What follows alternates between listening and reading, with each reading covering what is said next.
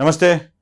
केजरीवाल को गुरु करे शरद पवार, इस शीर्षक को सुनकर आप जरा से अचरज में हो जाएंगे और आपको लगेगा कि मैं ये क्यों कह रहा हूं, क्योंकि केजरीवाल की उम्र और शरद पवार की उम्र बिल्कुल बहुत बड़ा अंतर है। लेकिन ज्ञान लेने में कोई उम्र की सीमा नहीं होती है। चाहे किसी से भी आप ज्ञान ले सकते हो, भले ही छोटा आदमी भी बड़े आदमी का, उम्र से बड़े आदमी का गुरु हो सकता है। मैं ये क्यों कह रहा हूं? जब चुनाव के नतीजे, 5 राज्यों के चुनाव के नतीजे सामने आए तो मुझे ऐसा लगा कि महाराष्ट्र के बड़े नेता शरद पवार को अभी केजरीवाल को अपना गुरु कर लेना चाहिए। केजरीवाल से दीक्षा ले लेनी चाहिए और उन्हें केजरीवाल को पूछना चाहिए कि भाई तुम कैसे यशस्वी हो रहे हो। क्योंकि आप ही देखिए ना, आम आदमी पार्टी दिल्ली में अपने बलबूते पर सरकार बना सकती है। क्योंकि दिल्ली एक छोटा सा राज्य है, पूर्ण राज्य का भी दर्जा उसको नहीं है, लेकिन उस राज्य में भारतीय जनता पार्टी जैसे सबसे बड़े और मजबूत पक्ष को केजरीवाल ने 2 आंकड़ों तक ही सीमित रखा है। मतलब 2-4 विधायक भी बीजेपी के चुनकर नहीं आते हैं और केजरीवाल संपूर्ण बहुमत से अपनी सरकार चला रहे हैं। 2 राष्ट्रीय पक्षों को केजरीवाल ने मानो फेंक सा दिया है किसी कोने में। कांग्रेस की तो केजरीवाल तक पहुंचने की हैसियत ही दिल्ली में नहीं है। अब सब लोग यही कहेंगे कि दिल्ली छोटा सा राज्य है, दिल्ली में कुछ भी हो सकता है। लेकिन अगर आप देखोगे ना तो पंजाब के चुनाव के नतीजे भी बिल्कुल ऐसे ही अचरज में डाल देने वाले हैं। फिर से एक बार 2 राष्ट्रीय पार्टियों को केजरीवाल ने अब पैक करके रख दिया है। सिर्फ 2 राष्ट्रीय पार्टियों को ही नहीं, बल्कि वहां की शिरोमणि अकाली दल को भी केजरीवाल ने पीछे खदेड़ दिया है। अब कैप्टन अमरिंदर सिंह जो पूर्व मुख्यमंत्री भी थे, उनकी पार्टी को भी केजरीवाल ने कहीं का नहीं रखा है। कैप्टन अमरिंदर सिंह भी खुद चुनाव हार गए हैं। कांग्रेस के पूर्व मुख्यमंत्री चन्नी को भी परास्त कर दिया और राजनीति में सबसे बड़े ज्यादा विनोदी पात्र जो होते हैं ना, वो सिद्धू को भी आम आदमी पार्टी ने परास्त कर दिया। अब देखिए, 2 राजनीतिक पार्टियां जो राष्ट्रीय स्तर पर है, एक स्थानिक गठबंधन शिरोमणि अकाली दल का है और कैप्टन अमरिंदर सिंह जिन्होंने अभी अभी अपनी नई पार्टी बनाई है, इन सबको परास्त कर दिया है, सबको। लेकिन महाराष्ट्र में यही चमत्कार शरद पवार नहीं कर पा रहे हैं।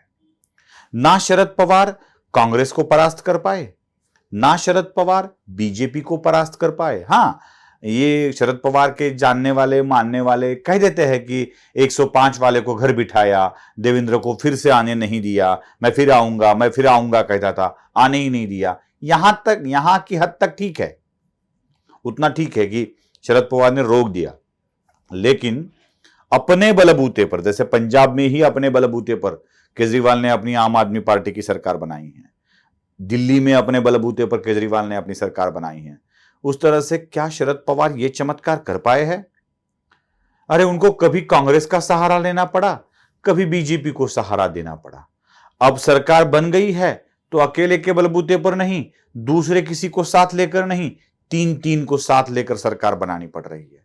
क्या यही शरद पवार की सबसे बड़ी राजनीति है?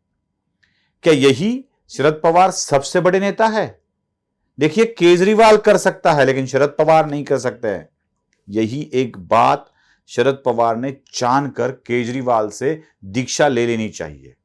केजरीवाल से अपने गुरु होने का गंडा दोरा अपने कलाई पर बांध लेना चाहिए। यही शरद पवार के लिए शायद अच्छा रहेगा। मुझे तो अब लग रहा है कि शरद पवार मानो फ्रस्ट्रेटेड हो गए हैं। देखिए ना, कितने लोग शरद पवार की उम्र के हैं और जो अपने साथ साथ अपने बेटे को भी राजनीति में एस्टैब्लिश कर चुके हैं। शरद पवार की उम्र के मुलायम सिंह यादव भी है। मुलायम सिंह यादव कितनी बार प्रदेश के मुख्यमंत्री रह चुके हैं। क्योंकि शरद पवार संरक्षण मंत्री रह चुके हैं, मुलायम सिंह यादव भी संरक्षण मंत्री रह चुके हैं। सिर्फ मुलायम सिंह यादव अकेले ही नहीं, बल्कि उनके बेटे को भी वो मुख्यमंत्री बना पाए हैं। शरद पवार का, माफ कीजिएगा, अखिलेश का बेटा, अखिलेश जो उनका मुलायम सिंह का बेटा है, वो भी प्रदेश का मुख्यमंत्री रह चुका है। कुछ हो न हो 100 के करीब सीटें तो इस चुनाव में लाया है। लेकिन शरद पवार के बाद राजनीति कौन संभालेगा? क्या अजित पवार, क्या सुप्रिया सुले? ये भी तय नहीं कर पाए हैं। अभी उनके पोते भी राजनीति में आना शुरू हो गया है, लेकिन शरद पवार एनसीपी की कमान किसके हाथ में रहेगी यह तय नहीं कर पाए हैं। खुद का अपने पार्टी के बलबूते पर मुख्यमंत्री बनाना छोड़ दीजिए, वो आगे वाली पीढ़ी को भी किसको आगे लाएंगे यह पता नहीं चल रहा है। सुप्रिया सुले भी नहीं कर पा रही है राज्य भर में अपने पार्टी को, ना अजित पवार कर पा रहे हैं।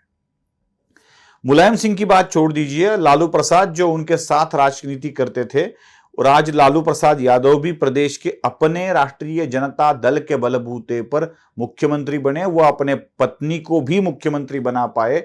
दो दो बेटे आज राजनीति संभाल रहे हैं।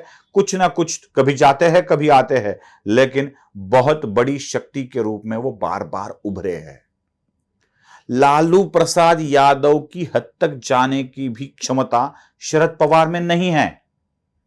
सांसदों की संख्या देखिए, विधायकों की संख्या देखिए, सब में वो दोनों आगे है। करुणानिधि चल बसे, लेकिन करुणानिधि अपने बेटे को मुख्यमंत्री बना पाए कितनी बार?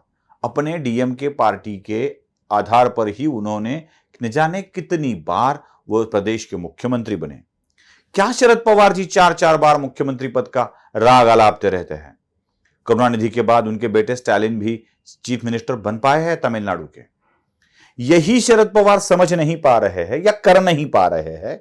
शरद पवार जी को अभी भी नहीं हो रहा है कि अपने पार्टी को प्रदेश में एक संगत बनाए रखे। मतलब मैं केजरीवाल को इसलिए कह रहा हूं कि उन्होंने कांग्रेस को परास्त किया 2 राज्यों में। शरद पवार अपने ही राज्य में कांग्रेस को खदेड़ नहीं सके, ना वो कांग्रेस को छोटी संख्या में ला सके। जब भी महाराष्ट्र में सरकार बनानी हो, एक तो उन्हें कांग्रेस के नेतृत्व में उनके साथ जाना होता है।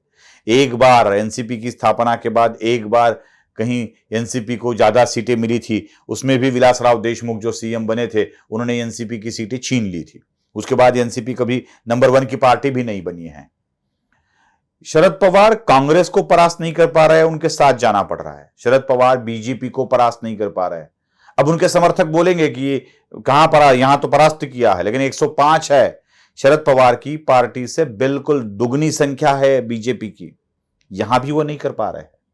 जो चमत्कार अरविंद केजरीवाल ने कर दिखा है ना, वो शरद पवार नहीं कर पा रहे हैं। 2-2 राज्य में सत्ता ले आके आ रहे हैं।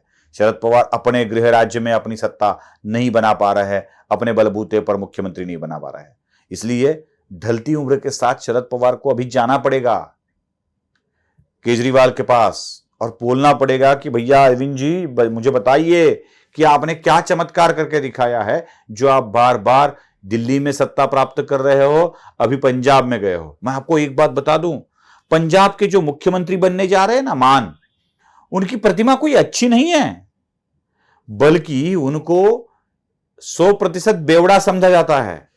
संसद में जब वो दारू पीकर गए थे, उसके बारे में संसद के अध्यक्ष से उनकी शिकायत की गई थी, लेकिन फिर भी उनकी अगुवाई में, उनके नेतृत्व में अभी सरकार बनने जा रही है।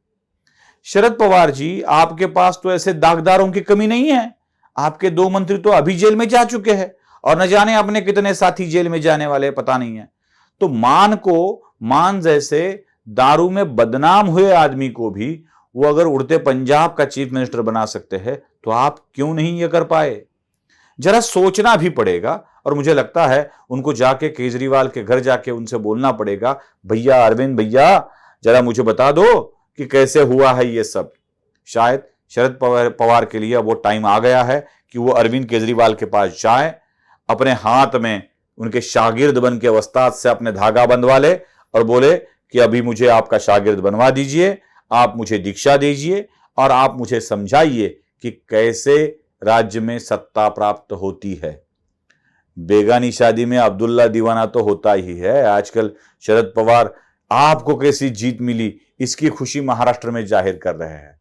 चलो, बहुत हो गया दूसरों की खुशी में अपनी खुशी मनाना।